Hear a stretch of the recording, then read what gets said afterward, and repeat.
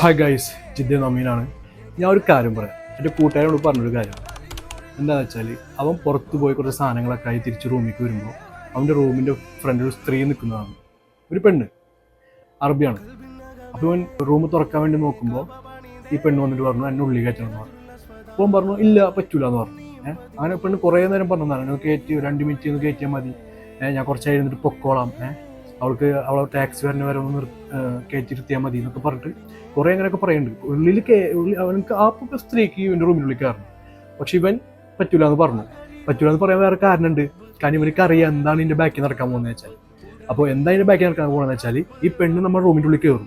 അതിന് ശേഷം ഈ പെണ്ണിൻ്റെ കൂടെ 4-5 പേരുണ്ടാവും, ആണുങ്ങൾ.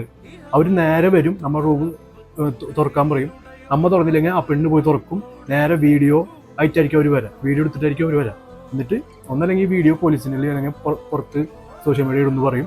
നേരെ ഇല്ലെങ്കിൽ ഇത്ര റുപ്യ വേണമെന്ന് പറയും. അല്ലെങ്കിൽ നമ്മുടെ കയ്യിൽ എന്താണോ, അല്ലെങ്കിൽ നമ്മുടെ റൂമിൽ എന്താണോ വിലപിടിപ്പുള്ളത്, ഫോൺ ആയിക്കോട്ടെ, ക്യാഷ് ആയിക്കോട്ടെ, എന്തായിക്കോട്ടെ, അതെല്ലാം എടുത്തുകൊണ്ട് ഇവർ പോകും.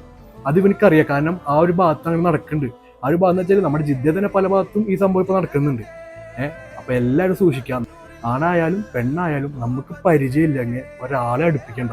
അത് നമ്മുടെ വണ്ടിയിലായിക്കോട്ടെ, റൂമിലായിക്കോട്ടെ. അപ്പോൾ നമ്മുടെ എല്ലാ പ്രവാസി സുഹൃത്തുക്കൾക്കും ഈ വീഡിയോ അയച്ചു കൊടുക്കാം. കാരണം പോയാൽ നമുക്ക് പോകും, നമ്മുടെ വീട്ടുകാർക്കേ പോവുള്ളൂ, നമ്മുടെ ഭാര്യക്കോ മക്കൾക്കേ പോവുള്ളൂ. ഓക്കെ, അപ്പോൾ എല്ലാവരും ശ്രദ്ധിക്കുക. ഇങ്ങനൊരു സംഭവം ഇപ്പോൾ ജിദ്ദയിൽ പല ഭാഗത്തായി നടക്കുന്നുണ്ട്. ഓക്കെ.